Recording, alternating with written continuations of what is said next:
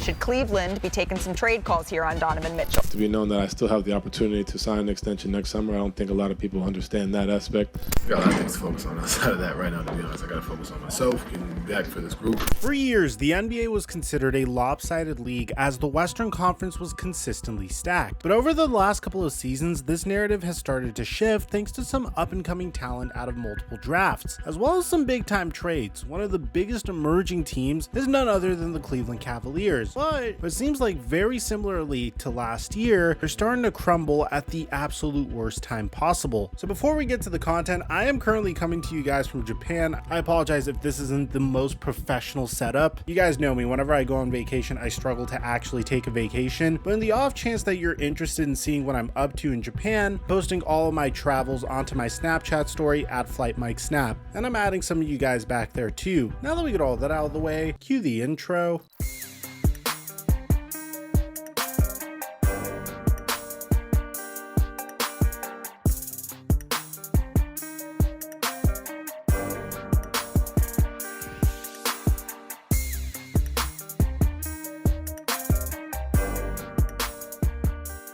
Over the past few days, we've been dominating on PrizePicks. We've been hitting an NBA, MLB, and we're on a hot streak, making a ton of money while having a lot of fun while doing it. I post my picks for free on Instagram, so you can literally just go copy my picks and just enjoy the game. And right now, PrizePicks will double your deposit match when you use my promo code FlightMike when you sign up. Or you can just click on the link in the description down below and sign up for PrizePicks. And thank you, PrizePicks, for the sponsor. Mic check 1 2 1 2. What's going on, everybody? The Boston Celtics have emerged as one of the NBA's top teams, anchored by a sharpshooting duo of Jason Tatum and Jaylen Brown. And with the Milwaukee Bucks bolstering their already championship roster with Damian Lillard this past offseason, the Eastern Conference was starting to look like it was getting significantly more deep. One of the more surprising teams to emerge as a consistent threat in the East is the Cleveland Cavaliers, as LeBron's second tenure with the Cavs ended in a long-awaited championship in 2016. But just like that, a few years later, ownership found themselves in the midst of a rebuild when King James left Cleveland in free agency for the Lakers. The 2019 to 2020 season marked a brand new era for the Cleveland Cavaliers, and honestly, this new chapter started off on horrendous footing. During the 2019 to 2020 campaign, Cleveland placed dead last in the entire Eastern Conference, winning an embarrassingly low 19 games. Things didn't improve much during the following season. The COVID-plagued 2020 season marked nominal improvement for the Cleveland Cavaliers, winning 22 games and finishing 13th in the Eastern Conference. So for the third season in a row, the Cleveland Cavaliers failed to make the playoffs. And it wasn't until the 2021 to 2022 season where things really started to turn around for the Cavs. Veteran big men Jarrett Allen and Kevin Love played contributing roles alongside rising star Darius Garland and rookie sensation Evan Mobley. The sky was the limit for the Cleveland Cavaliers. And in just his third season, Garland was named an All-Star in 2022. The young guard averaged 21.7 points per game on 46% shooting. Evan Mobley supported Garland's leading position by posting an impressive 15 points per game on 51% shooting and finished runner-up in Rookie of the Year voting. Things were starting to get better in Cleveland, and right when you thought it couldn't get any better, the Cavaliers turned over a brand new leaf. The team doubled in the win column from the previous season, winning 44 games and finishing 8th in the Eastern Conference. Still a far cry from the LeBron James era, but the team qualified for the play-in tournament. They would fall short to the Brooklyn Nets and the Atlanta Hawks, which technically means that they failed to make the playoffs for the fourth year in a row, but still Cleveland had come a long way in just 1 year, and the team's draft picks were quickly emerging as rising stars in the NBA. It seemed like the Cavaliers were simply missing one piece to the puzzle, a superstar to fill the king-sized shoes that LeBron James left behind. And in September of 2022, the Cavaliers swung for the fences in a move that should have won him a championship, but has just made things way more confusing. The Cavaliers traded Ochai Agbaji, Colin Sexton, Lauri Markkanen, and future draft picks to the Utah Jazz in exchange for all-star shooting guard Donovan Mitchell. Not only was this a blockbuster move for the Cavaliers, but it marked the beginning of a brand new era in the Eastern Conference at large. Cleveland finished the 2023 season with 51 wins and placed 4th in the East. The Cleveland Cavaliers traded Colin Sexton, Lauri Markkanen, Ochai Agbaji, 3 first-round picks, and 2 pick swaps, which means the Cavaliers have no draft control until the 2029 season. They did all of this just so they could get Donovan Mitchell in return, believing that Donovan Mitchell would be the star that could put them over the hump, and they were willing to bet all of their first-round draft picks until the 2029 season that they were right about it. Obviously, whenever a team goes this all in on any superstar, it's exciting, but it puts significant amounts of pressure on any organization to win a championship and win a championship quickly. In the short term, things were paying off. The team made the playoffs for the first time since 2018 and for the first time since drafting LeBron James, but the euphoria would be very short-lived. The Cleveland Cavaliers were knocked out immediately in the first round by a fierce New York Knicks team led by Jalen Brunson and Julius Randle. Immediately, fans were beginning to question whether or not Jarrett Allen and Evan Mobley would fit alongside each other in a front court for the foreseeable future. There was questions about whether or not Donovan Mitchell was the superstar that was needed to put this team over the hump. There was questions about whether or not this team needed more experience or if their regular season was a fluke. And in 2024, they would start to answer some of those questions, at least for a short period of time. The Cavaliers got off to a hot start and the team appeared poised for vengeance following their first round playoff loss last year. Before the All-Star break in February, Cleveland ranked second in the East and won 18 of 20 games leading up to the mid-season classic. While it looked like Cleveland picked up right where they left off the prior year and had finally found some momentum, things quickly began to turn following the All-Star campaign. Since the All-Star game, the Cleveland Cavaliers have posted a 10-16 record. What's even more pathetic is that the team hasn't won back-to-back games since the end of February, winning 2 games against the Wizards and the Mavericks. Perhaps the most concerning aspect of the Cavaliers' inconsistent play is the margin in their losses. Since the beginning of March, the Cavaliers have lost by 20 or more points on 4 occasions and have been dangerously close on several others. And probably the scariest part of it all is Donovan Mitchell's reaction to a 29-point blowout loss to the Denver Nuggets to close out March, saying, "We can all point to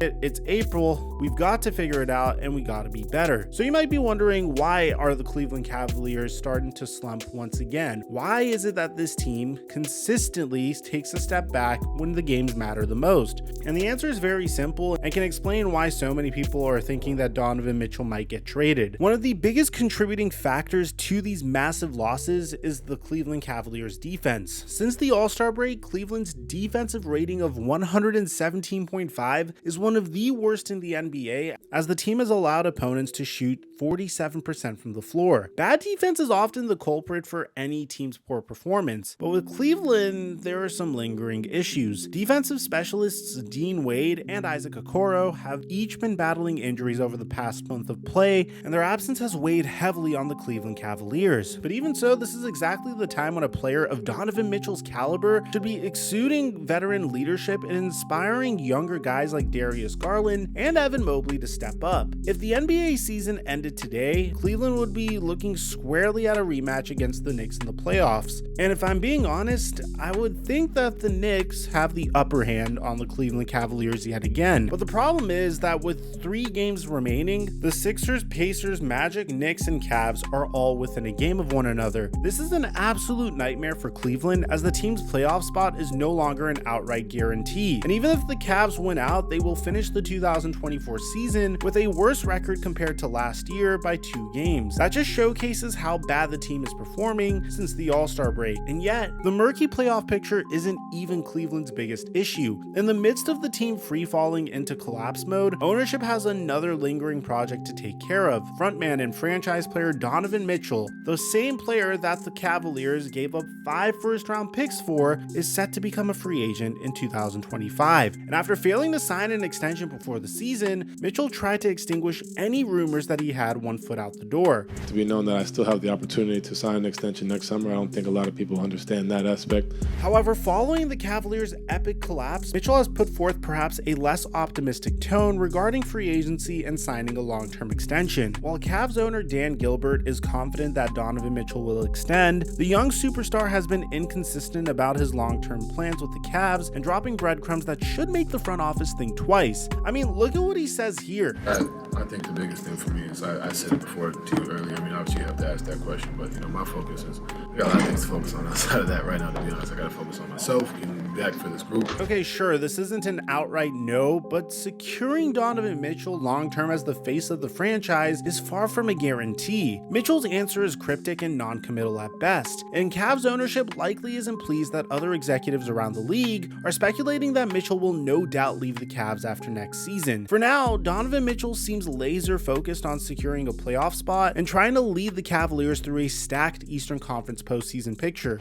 Yeah, we've been injured and hurt, but there's no excuse at this point. We gotta go out there and continue to find ways to win these games and be ready at the right time. And honestly, this approach and mindset shows a lot of maturity on Donovan Mitchell's end. Given how bad the team has performed in the second half of the season, it would be easy for Mitchell to go on cruise control and think more about his contract details. Whether the Cavaliers dominate in the playoffs or not, it's likely that Mitchell will have plenty of suitors trying to lure him away as free agency looms. But with just 3 games left and a tight playoff picture forming in the East, there are a couple of big ticket items Cavs fans should be on the lookout for. First, head coach JB Bickerstaff probably has his job on the line. If the Cavs fall short in the first round, there's a good chance that Bickerstaff could be ousted. And considering that he reportedly nearly lost his job earlier in the season, it wouldn't be surprising to see him be the sacrificial lamb in the first of a series of big offseason moves if the Cavaliers get knocked out early. The bigger question that looms over the Cavaliers is how will they work with Mitchell? If he remains uncommitted, the Cavs could trade him in yet another blockbuster trade. While Mitchell would have no shortage of landing spots, Hall of Famer Paul Pierce made a very interesting speculative trade, suggesting that the Cavs draft Bronny James and subsequently trade Donovan Mitchell to the Lakers for LeBron James to bring the King back to Cleveland and play his final seasons with his son, which is a cute idea to say the least, but very far-fetched in my opinion. Should the Cavaliers part ways with Bickerstaff in the offseason, another option could be to bring in a coach of Mitchell's request and make some roster transactions to better position him to lead the Cavs and win. And the final scenario is more of a nuclear option, in which the Cavs get knocked out in the first round of the playoffs and simultaneously fire Bickerstaff and trade Mitchell in the offseason, effectively starting a rebuild campaign all over again. Whatever the case, one thing's for certain, Mitchell's future with the Cavs is a mystery, and with the playoffs set to begin, the team is desperate to figure out how they can right the ship and make a legitimate title run. Anything short of that would be considered a failure and ultimately be the impetus for Mitchell's departure from Cleveland. So if you're a Cavs fan, let me know in the comment section down below, how can the Cleveland Cavaliers be fixed? Because if you ask me, it's looking like they're repeating the same cycle as last year yet again. Aside from that, I'm your boy Mike, and I'm dropping our mic until our next upload.